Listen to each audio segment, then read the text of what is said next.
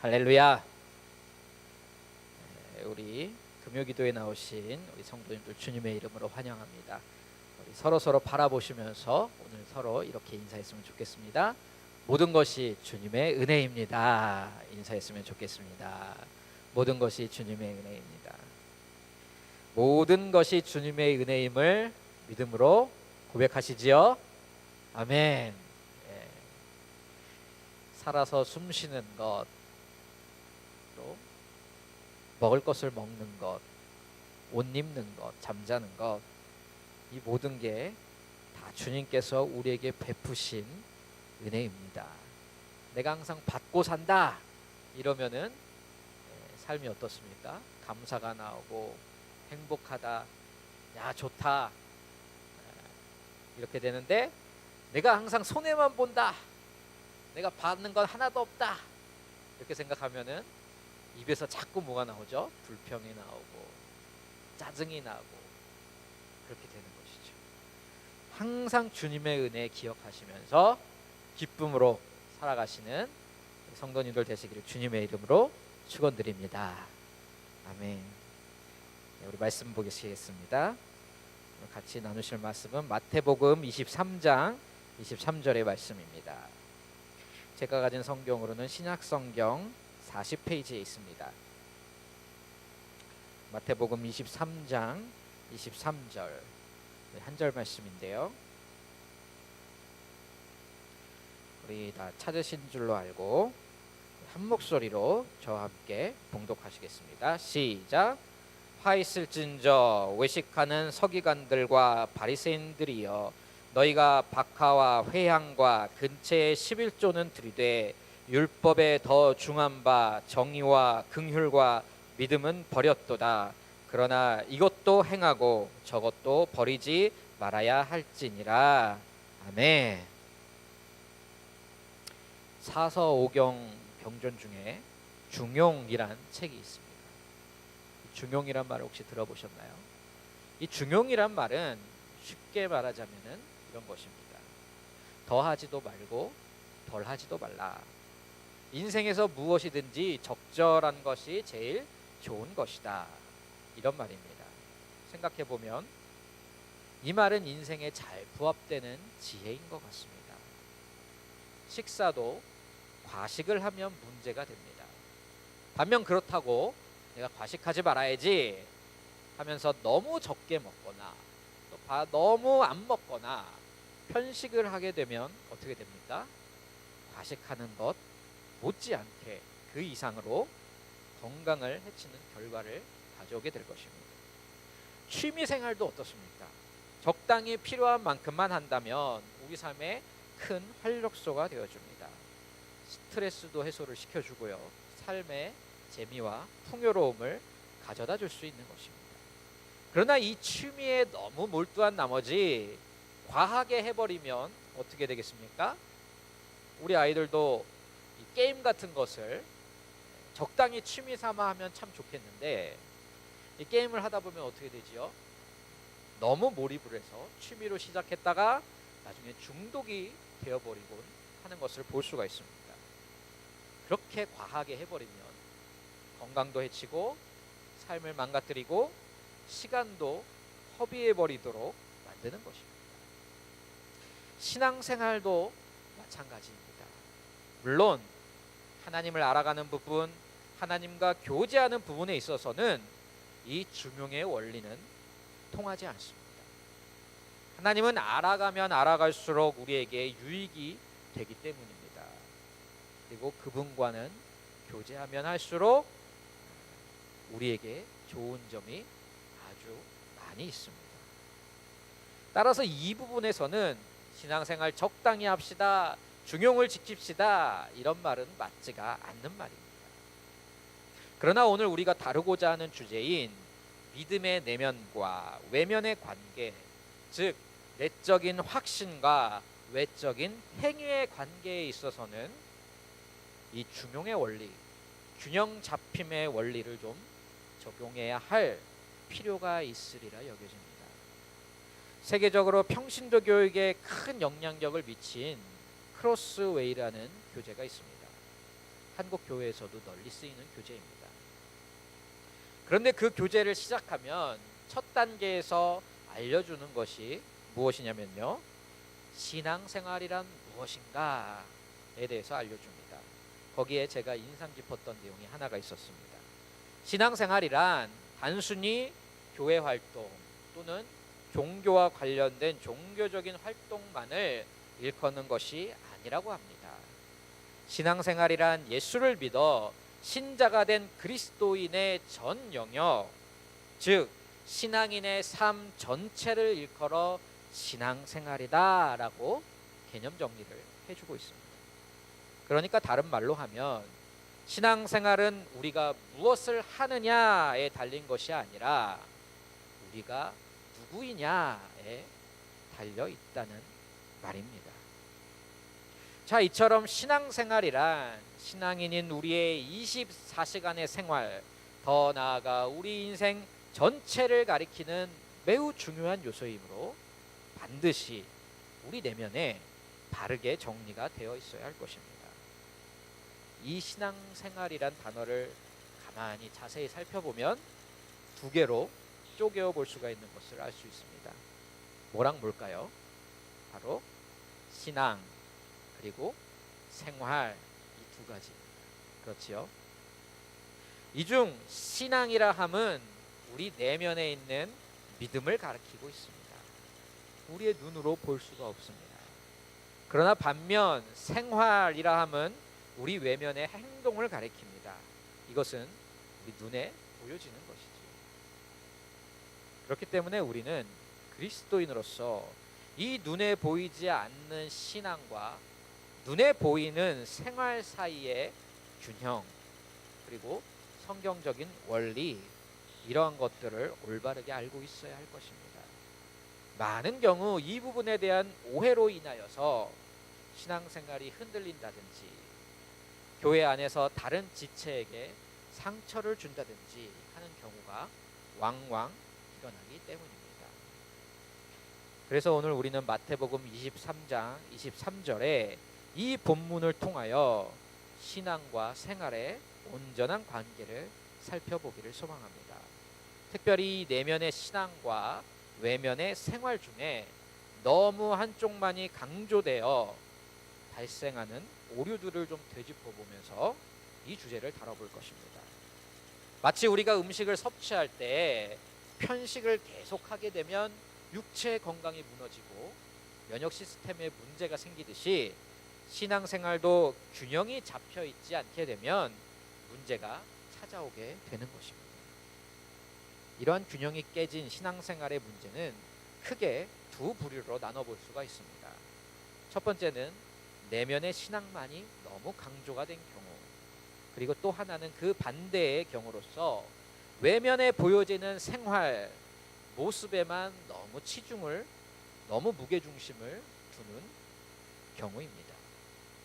사랑하는 성도 여러분, 오늘 주시는 이 말씀을 통하여서 비록 완전해지긴 어렵더라도 바른 방향을 잡고서 온전하게 하루하루를 그리스도의 장성한 분량을 향하여 멈춤 없이 성장해 나아가시는 그런 귀한 성도님들 되시기를 주님의 이름으로 축원드립니다. 자, 신앙생활의 균형에 있어서의 오류, 그 첫 번째는 눈에 보이지 않는 내면만을 너무 강조한 나머지 눈에 보여지는 형식과 전통을 무시하게 되는 오류입니다. 주로 이런 쪽으로 치우치는 분의 경우 즐겨 쓰시는 성경 구절이 있습니다. 무엇일까요? 마음은 원이로되 육신이 약하도다. 이 말씀을 자주 하십니다. 성경에 나와 있다고 무조건 다 좋은 말은 아니겠지요. 이 말씀을 하시는 분들의 의도는 무엇입니까? 내가 중심은 그렇지 않은데 이 몸이 안 따라준다는 것입니다.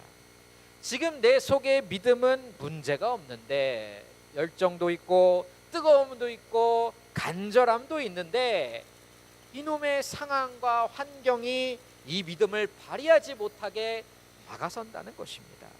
그럴 경우에 잘 쓰이는 말이 마음은 원이로되 육신이 약하다, 이 말입니다. 그러나 이 말씀은 예수님이 우리를 향하여 하시는 긍휼의 말씀이지 우리가 우리 스스로를 조금이라도 정당화하고 합리화하기 위해 사용하는 것은 적합하지 않습니다. 사실 그 내면에는 어떤 심리가 있는 것입니까? 주님, 제 마음 아시지요? 제 마음만큼은 받으셨지요? 하나님께 이렇게 기도드리면서 어쩌면은 아무런 행위도 없이, 헌신도 없이, 또는 아무런 대가 지불과 희생도 없이 그냥 마음만으로 퉁치고 싶은 그런 심리가 깔려 있는 것입니다. 그러나 이러한 신앙이 계속해서 반복되고 심화된다면 그 신앙생활에 결코 문제가 생기지 않을 수가 없습니다. 이런 식으로 신앙이 치우쳐 가다 보면 자꾸만 교회가 세워놓은 전통과 형식을 무너뜨리고 무시하고 싶은 방향성을 가질 수밖에 없는 것입니다. 교회의 전통과 형식에 우리를 맞추려고 노력하기보다는 반대로 우리의 상황에 맞춰서 교회의 전통과 형식을 바꾸고자 시도를 합니다.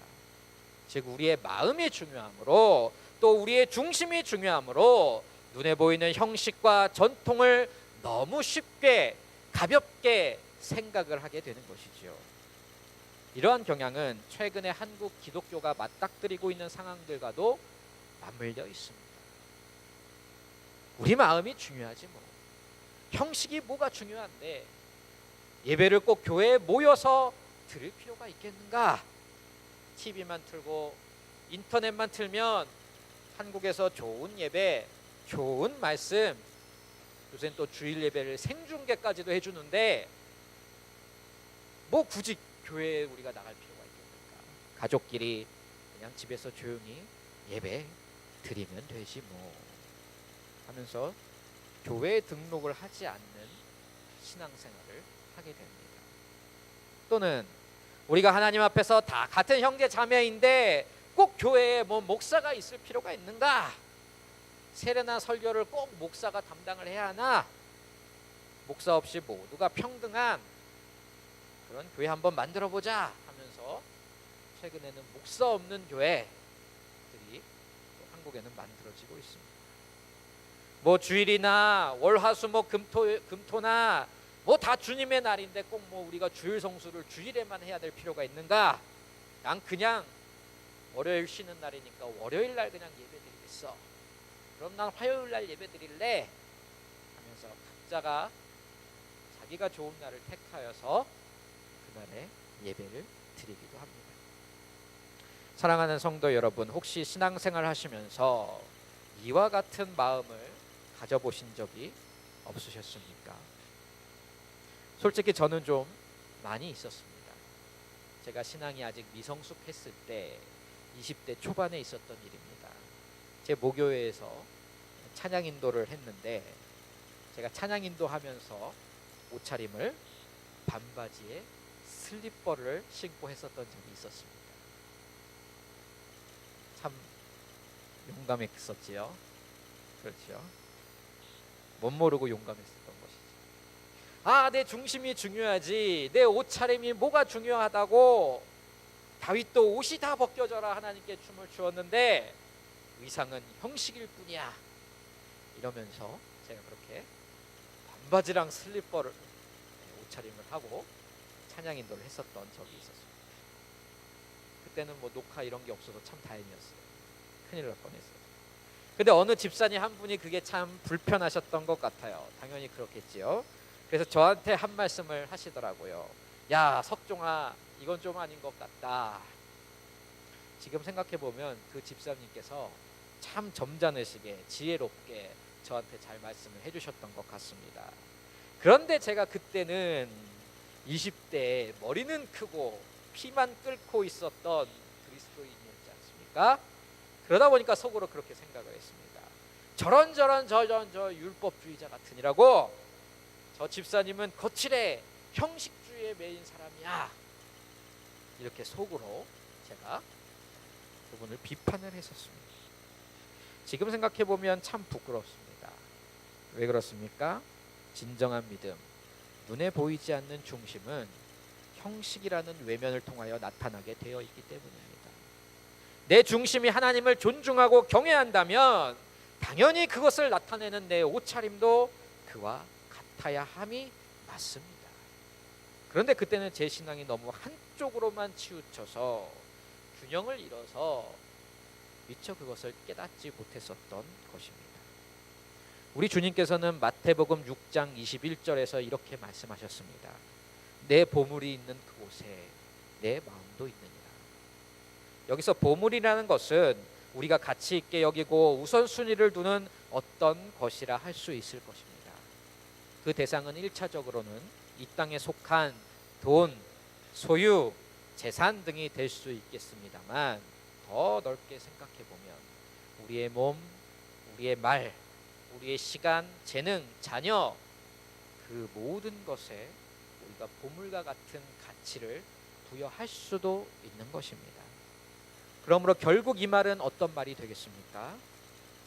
우리의 시간이 쓰여지는 곳에 우리의 에너지와 돈과 열정이 쓰여지는 바로 그곳에 내가 속으로 아무리 아니야 내 마음은 그렇지 않아 라고 강력히 주장한다 할지라도 결국 내 마음은 바로 우리의 몸이 가 있고 우리의 시간과 물질이 가 있는 바로 그곳에 같이 있다는 말씀입니다. 사랑하는 성도 여러분, 이 말씀에 비추어서 저와 여러분은 지금 어디에 보물을 쌓고 있습니까? 우리가 하나님을 사랑한다 고백하면서 교회가 정해놓은 예배를 가볍게 여긴다면 그 사랑은 진짜가 아닐 수도 있는 것입니다. 아직 확증이 되지 않은 사랑인 것입니다. 우리가 하나님의 말씀인 성경을 가까이 하지 아니하고 하나님과의 교제도 멀리하고 하나님이 몸으로 불러주신 교회를 돌보지 않으면서 하나님 사랑합니다, 내 마음 아시죠 하는 것은 어쩌면 진실된 사랑이 아닌 그저 자기 위로와 자기 합리화에 불과할 수도 있는 것입니다. 우리가 우리의 형제와 이웃을 돌보지 아니하고 오히려 그들을 미워하고 저주하면서 하나님 사랑합니다 하면 주님 뭐라고 하실까요? 네가 언제 나를 사랑했니? 네 주변에 있는 작은 자 한 사람에게 한 것이 바로 나에게 한 일이란 것을 잊었니? 라고 하실 것입니다. 사랑하는 성도 여러분, 우리의 내면 믿음은 표현이 될 때 비로소 그 믿음이 확증되는 것입니다. 모든 나무는 열매를 통하여 그 나무의 어떠함이 평가됩니다. 때문에 우리는 성도로서 눈에 보이는 교회를 통하여 세워주신 직분, 형식, 교회의 전통을 결코 무시하거나 가볍게 여겨서는 아니 될 것입니다. 또한 세상 속에 살아감에 있어서도 우리의 성품, 우리의 도덕성, 우리의 행동 등이 우리의 믿음을 대변하고 있다는 것 우리는 반드시 기억하여야 할 것입니다. 이 교회에 속하신 모든 권속들께서는 중심이 아름다운 만큼 눈에 보여지는 생활 또한 칭찬받는 그런 신앙인들 되시기를 주님의 이름으로 축원드립니다. 그래서 거짓되지 않는 행함이 있는 살아 숨쉬는 믿음을 가진 성도님들 되시기를 다시 한번 주님의 이름으로 축원드립니다. 신앙생활의 균형에 있어서 두 번째 오류는 앞서 본 오류의 정반대편에 있는 오류입니다. 마음은 전혀 없고 형식만 남아있는 오류, 한마디로 회칠한 무덤과 같은 오류다라고 할 수 있습니다. 오늘 우리가 본 마태복음 23장의 특징이 무엇인 줄 아십니까? 사복음서를 통하여 예수님께서 가장 혼을 많이 내고 있는 그런 장입니다. 누구를 향하여 혼을 내시고 계실까요? 바로 외식하는 바리새인들을 향하여 따끔하게 책망을 하고 계십니다. 이 23장에는 외식하는 자들에 대한 예수님의 열받음, 안타까움, 애통함, 사랑, 이런 마음들이 아주 절절하게 전해지고 있습니다. 예수님이 그렇게 책망하시는 바리새인들의 신앙은 한마디로 회칠한 무덤과 같은 신앙입니다. 예수님 시대에 이 이스라엘의 무덤들은 굴을 파서 만듭니다. 굴을 파서 안에 시체를 넣고 굴 입구를 큰 돌을 가져다가 이렇게 막아놓는 것입니다. 그리고 무덤인 걸 표시를 해놓는데 그 표시를 어떻게 하는가? 아주 깔끔하고 하얀색의 회반죽을 이렇게 칠해놔서 무덤인 걸 표시도 하고 동시에 무덤 입구를 데코레이션도 좀 하고 그렇게 하는 것입니다. 그러니 겉으로 보기에 이 무덤이 어떻습니까? 이쁩니다. 깔끔합니다. 아주 화사합니다. 그러나 그 무덤 안은 어떻겠습니까? 시체 썩는 냄새가 진동을 하는 것입니다.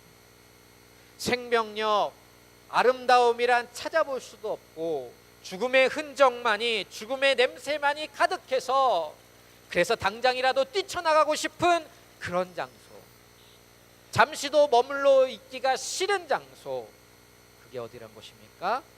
그게 바로 회칠한 무덤, 겉으로 보기에는 전혀 흠잡을 데가 없는 바리새인들의 마음속이었습니다. 오늘 우리가 읽은 본문 23절도 한번 보시기 바랍니다. 이 바리새인들이 얼마만큼 규칙과 규율을 잘 지키고 있었는가?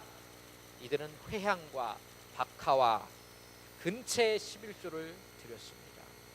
이것들이 뭐냐면은 여기 태국 북부 사람들도 밥 먹을 때 보면은 이 허브랑 채소, 감자, 고구마 이런 것들을 같이 반찬으로 곁들여 먹지 않습니까? 유대인들도 식사를 할 때 그런 것들을 반찬을 먹는데 바리새인들은 이런 반찬의 11조까지 드릴 정도로 열심히 있었던 것입니다. 우리로 치면 김치 10포기 담그면은 한 포기는 11조로 하나님께 드리는 것입니다. 대단한 정성 아닙니까? 근데 그렇게 누가 봐도 경건하고 열심 있는 그 신앙생활을 향하여서 우리 주님이 어떻게 평가하고 계시는가? 율법에 더 중한 바 정의와 긍휼과 믿음은 버렸도다. 너의 그 동기가 잘못되었다. 중심이 잘못되었다. 주님이 말씀하고 계시는 것입니다. 알맹이는 없고 빈 껍데기만 있는 신앙생활, 이것이 바로 회칠한 무덤과 같은 신앙입니다. 사랑하는 성도 여러분, 혹시 지금 나의 신앙생활이, 혹시 내가 드리는 예배들이, 기도가, 헌금이, 찬양이 이런 회칠한 무덤과 같지는 않았는가? 우리가 이 말씀 속에서 엄중히 돌아보아야 될 줄로 믿습니다. 예배의 모든 순서를 참석하고 있습니다. 기도, 찬양, 헌금, 말씀 완벽하게 척척 해나갑니다. 누가 보더라도 야, 저 사람은 거룩하게 예배하는구나 인정해 줍니다. 그러나 하나님 보시기에는 아닐 수 있다는 것입니다. 사람 눈에 보기에 경건한 모습이라고 하나님 보시기에도 당연히 경건할 것이다, 이렇게 너무 쉽게 생각한다면 이것은 착각일 수 있습니다. 왜 그렇습니까? 하나님은 중심을 보시는 분이시기 때문입니다. 사무엘상 16장에서 하나님이 다윗을 택하시며 사무엘에게 주신 말씀이 무엇이었습니까? 나 여호와는 중심을 보느니라. 인간인 사무엘은 눈에 보기에 좋은 다윗의 형들을 바라보며 인간적 기준으로 왕의 자격을 심사했습니다. 그런데 하나님은 어떠셨습니까? 이 사람도 아니다, 키 큰 사람도 아니다, 똑똑한 사람도 아니다, 내 기준은 사람과 같지 아니하다. 내가 보는 것은 사람과 같지 아니하니 사람은 외모를 보거니와 나 여호와는 중심을 보느니라 말씀하셨습니다. 사랑하는 성도 여러분, 하나님 앞에서는 중심입니다. 중심이 드리는 예배, 중심이 드리는 헌금, 중심이 드려지는 찬양, 중심이 드려지는 기도, 중심이 있는 봉사. 교회의 일들은 세상 일과 구별됩니다. 성도의 일들은 세상에 속한 자들의 일들과 구별됩니다. 세상은 결과를 중시합니다. 성과를 중시합니다. 그러나 하나님의 일은 무엇이 중요합니까? 바로 이 중심이 중요합니다. 네가 어떤 목적으로 그 일을 했느냐? 하나님의 영광을 위해서냐? 아니면 너의 영광을 위해서냐? 네가 어떤 동기로 그 일을 했느냐? 하나님을 사랑해서냐? 아니면 하나님한테 잘 보여서 물 좀 얻어내보기 위해서냐? 우리 주님께서는 묻고 계시는 것입니다. 우리 주님께서 받으시는 것은 행위와 공로가 아니라 행위와 공로로 표현되어진 믿음, 바로 그 중심을 받으시기 때문입니다. 말씀을 정리하겠습니다. 신앙생활은 두 가지의 영역으로 구분이 됩니다. 바로 내면의 신앙과 외면의 생활입니다. 그러나 구분이 된다고 해서 이것이 분리되는 것을 뜻하지는 않습니다. 건강한 그리스도인은 이 신앙과 생활이 함께 가는 그리스도인입니다. 둘 중에 무엇이 더 중요한가? 둘 다 중요합니다. 오늘 말씀을 보시기 바랍니다. 예수님께서 어떻게 23절을 맺고 계십니까? 이것도 행하고 저것도 버리지 말아야 할 것이니라. 두 마리 토끼를 다 잡아야 되는 것입니다. 그러나 두 마리처럼 보이는 이 토끼는 사실 한 마리 토끼입니다. 진실된 신앙은 반드시 진실된 생활로 표현되어지기 때문입니다.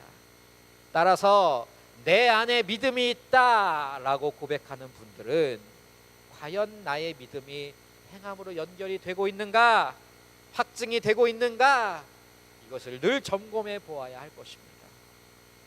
그리고 반면 나는 열심히 신앙생활한다, 또 열심히 살아간다 하는 분들은 이 신앙생활의 동기가 무엇인가, 나는 왜 이 일들을 하고 있는가, 마찬가지로 늘 그 내면을 돌아보아야 할 것입니다.